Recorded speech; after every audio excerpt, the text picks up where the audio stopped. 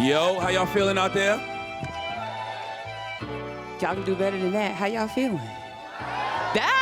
That's it. That's it. So we're only going to be up here for just a minute with our intro, and then we have another special guest, right? This is the man of the hour. Can we give him a round of applause, please? No, this is a team effort, man. So salute to the Acoma Project and the Mental Wealth Alliance and everybody at iHeart. You know, this event that we're doing, the Mental Wealth Expo, this is our third year, and it's a true act of service, man. So I'm thankful that, you know, everybody came here today, and we just getting started. It's only, 11:15, so we got a long day of panel. Well, not a long day. We're going to try to get y'all out of here by 4 o'clock. That's right. You know, we got a long day of panels and stuff, so thank y'all for coming. Yes. So right now what we're going to do is bring out our special guest, and we're going to have a conversation. And our special guest is someone who's we all know, we all admire. Somebody, every time I say it, he gets mad at me, but I know him from back in the day, TRL. Y'all know who I'm talking about. You know him from The Voice and the Today Show. He is a phenomenal human being. Just, you know, I always appreciate people who can welcome, appreciate, uplift, and amplify diversity. And this brother does that. So I'm going to ask you all to give a warm welcome to my and Charlamagne's colleague, Mr. Carson Daly. Come on out, Carson. Thank you. What's up, everybody? You're asleep in that meditation, aren't you? Thank you. Thank you for having me. Of course. So we're going to have a short conversation here. And, you know, just have an opportunity to talk a little bit about mental health. It's, you know, really my honor to be here and just facilitate this conversation. Y'all don't want to hear from me. Y'all want to hear from these brothers. And so I'm going to allow you all to do that. So what I would love to start with before I really get into these questions is to ask the gentlemen to talk a little bit, each of them, with us about why this day, this moment, at the Mental Wealth Alliance 2023 Mental Wealth Expo is so important and meaningful for them. So we're going to start with you, Char. What is it about this day, and why do we do this? Why are we here? Man, for me, this day is so important because, you know, back in 2016 when I first started on my, therapy journey, and I started having conversations about it, on the radio, on Breakfast Club with my listeners, and on my podcast, Brilliant Idiots, with my listeners. I started realizing that there was a lot of people out there dealing with a lot of the same things that I was dealing with, whether it was, anxiety, whether it was bouts of depression, and you started to form this village. And then when I came out with my second book, Shook One, Anxiety Playing Tricks on Me, that helped to elevate the conversation even more. And people would come up to me and always say things to me like, yo, my husband started going to therapy because of you, or my brother started going to therapy because of you. And I quickly realized that, even though I was talking about my own issues, me talking about my own issues was helping other people. And I remember being on a panel one time with Taraji P. Henson and Tracy Jade, and they introduced me as a mental health advocate. And I was like, no, I'm not no mental health advocate. And I remember they turned to me and was like, yes, you are, whether you want to be or not. And so that's when I just started having ideas about how could we help just continue to elevate the conversation, continue to eradicate the stigma around mental health. I met you somewhere around that time. We met in D.C. Congressional Black Caucus. That's right. And, I just started thinking of this idea, and, the look 3 years later, and this is our third one, and to see all of these different individuals that, come out here to get started on their healing journey, that's very important to me. When I meet people like, Justin Little, who y'all will hear from later on today, I don't want to tell his story for him, but, he's somebody who came to the Mental Wealth Expo a couple of years ago, and, he wasn't doing the best, but I'll let him, finish the story when he gets up here. But yeah, when I look around this room, man, it just shows me that, when you're of service, beautiful things happen. So I'm happy to be of service. Thank you so much, Char. How about you, Carson? This I don't day, wanna follow talk about. I'm not of service. Yes, you are. Cut it out. First of all, I'm just so happy to be here. I feel right at home. I'm trying to ride Charlamagne's coattails to heaven. Amen. I didn't know. I don't know if I'm getting there my yet. fellow Catholic, that's right. Put it I'm just out going to there. say right now, like my mental health journey it coincides so much with my faith. My community, my family, and my faith are such pillars of my life. And my mental health, when I talk about it, like people meditate, I pray, So, yeah, I just am, this is such a great thing. People come up to us, people like us because maybe they know us from TV, and they think that we are advocates or know more than maybe we really do. And people come up to me a lot, and they don't know where to begin. They don't know if they have an issue or not. And if they do, where the hell do they go? And if they go somewhere, can they go somewhere that's culturally relevant? Are the people going to look like them? Are they going to understand where they come from? Having something like this today, free, open to the community, it's all the different things that you can come and hear, idiots like me, or go into a breakout room, or whatever's going on in your mind. There's so much wealth of access to care, which seems to be such a big problem, especially in communities of color, where the stigma is so much greater and the access to care is so much harder. So the value in something like this today is just extra special. And I'm just happy to be here. Yeah. How'd I do? Thank you. Thank you, God. Amen. Thank you. That's right. All Thank you for praise is inspiring due. me to say something Yes. intelligent. There we go. All praise is due. And what Carson said is very important. Like me or Carson, we're not experts. We're just two people who have some experiences, and we have platforms, and we decided to share our experiences. And, it helps us to be able to put the light on the experts like Dr. Alfiee, So that's another reason this event is great. Well, I appreciate that. Thank you all so much. So both of you have talked about your own personal experiences and own personal journeys.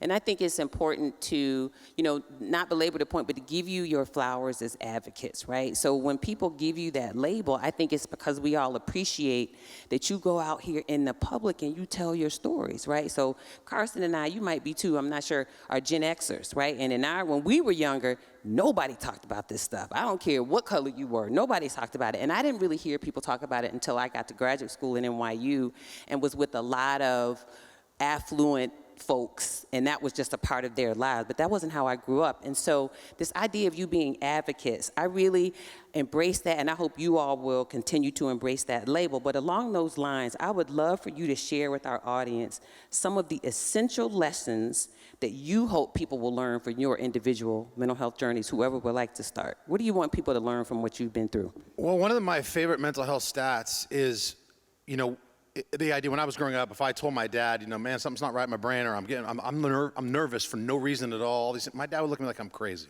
Yep. So we never had these discussions.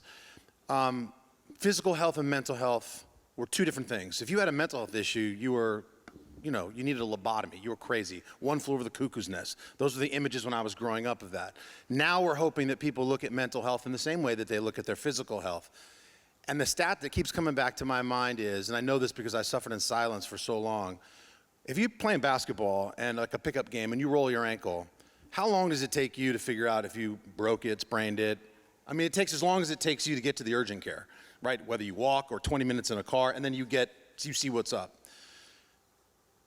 From the moment somebody has a mental health symptom of some sort in this country, from that first moment to when they actually go get treatment or help or seek help, how much time do you think elapses? It's 11 years. Dang. It's 11 years. That's a startling statistic for me, but I get it because I lived it. Because when you were watching me on TV, interviewing people, and like, man, look at that guy, his life is probably so perfect, he's making this, he's with so-and-so, I was struggling inside, and something was wrong with me.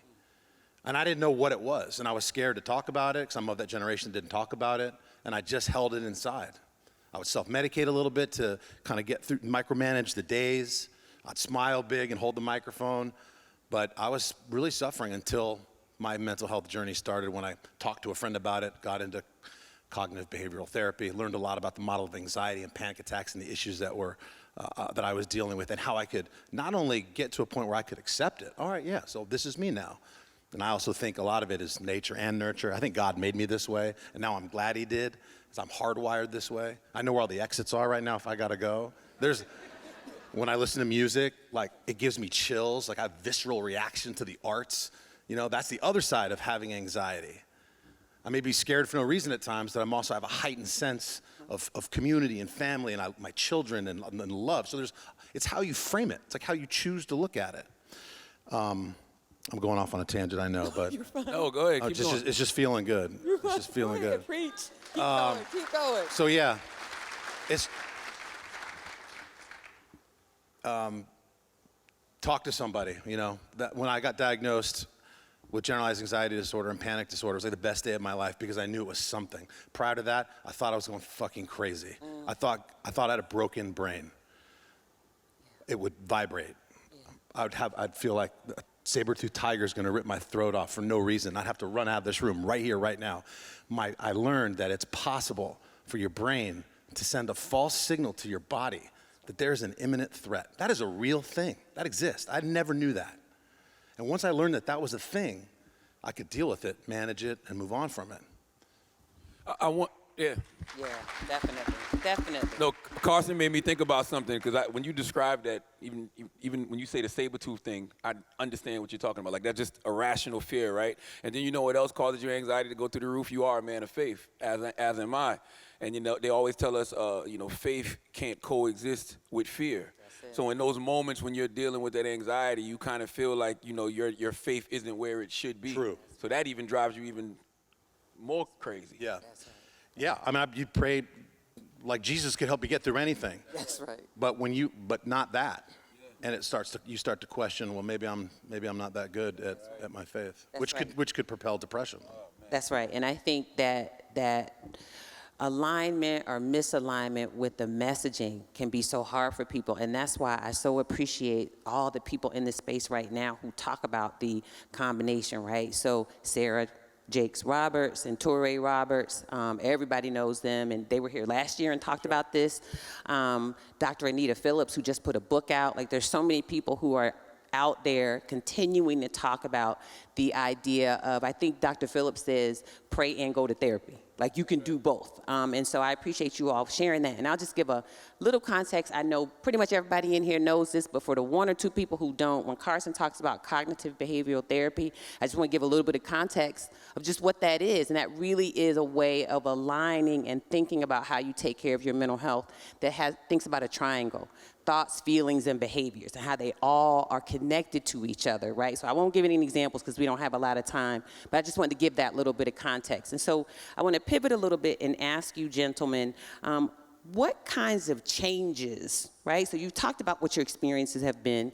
You've talked about what put you on this path to being mental health advocates. You even talked about what it feels like to go through and deal with anxiety. So what I wonder a little bit about is, what kinds of changes do you think we need to see in public, out here in the public, to really uplift and help people deal with their mental health the same way that you all have been, like, on this journey dealing with yours? What would y'all say? I think doing what we're doing right now, like, having the conversation, like, the only way to eradicate the stigma around mental health is for everybody in here to tell their stories, and nobody, should be ashamed of telling their stories. You hear Carson telling his story. You hear me telling my story. I think once you tell your story and people know that you need, some type of assistance, or, just allowing yourself to know, hey, man, I do need some type of help, there's plenty of resources out there for that help. And you don't know that until you start having these conversations. I didn't know the Dr. Alfies and Dr. J. Barnett's and, the Dr. Rita Walkers. I didn't know all of these people existed until I started having, these conversations and telling my story. And then that's when I realized there's so many different resources out there for all of us. And that's another reason that we do the Mental Wealth Expo, to let you know that these resources, do exist. So I would just encourage people to just keep telling your story. Yeah, I feel the same way. I mean, I think you could be an advocate in your own circle. I mean, Charlamagne and I are advocates because it's like, if we stood on the stage with like 100 people and Dr. Alfiee said, will the advocates take a step forward? We didn't step forward. 98 people took a step back. Yes. And that left me and Char like, okay, I guess it's up to us now. Yes. And I think if more people in your own community, in your own circle, your work, your school, take a step forward, and that could just be, don't just say to somebody, hey, man, how you doing? Maybe sit them down. Hey, let's go get a coffee. Like, all right, now how you really doing? Talk to me. Be that. Because I had one friend, John Rifkin, one of my best friends at the time. He was the guy that I went to, and first thing I ever said was, man, I'm not feeling right. I get scared. I'm scared all the time. I know I was a worrywart when I was a kid, and then we just started talking, and it just led like, man, you got anxiety. I'm like, anxiety, that's not a real thing. That's an adjective. That's not a real thing. Yes. And then, that just started my journey, just that conversation. It made me feel, it normalized so much of the stuff that I was keeping inside. I feel like after COVID, that when you ask somebody how you doing, people really tell you how they're doing. Yeah. I stopped asking people. Yeah.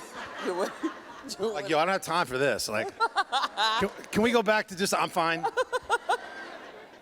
No, but that's real. It's like as soon as you say, but when you ask somebody that, what Carson was saying, you got to be prepared for that real answer. And, sometimes what ends up happening is y'all both just end up sharing stories about how neither one of y'all are feeling well. And maybe one of y'all has, some answers to point that person in the right direction. Or maybe one of y'all has been going to therapy and the other person isn't. So now you can encourage that person to start going to therapy. I was blowing up Dr. Alfie's email and number crazy, during COVID, text and everything, because so many people were coming to me, looking for help. And like I said, I'm not the expert. I'm just the person that has some experiences, but they weren't looking for me to, heal them. They were looking for me to just point them in the right direction. That's me too. I get that That's all right. the time. That's Where right. do you go? I'm like, I don't even know. That's why I'm involved with this nonprofit called Project Healthy Minds. This is a great group, predominantly really diverse group of millennials.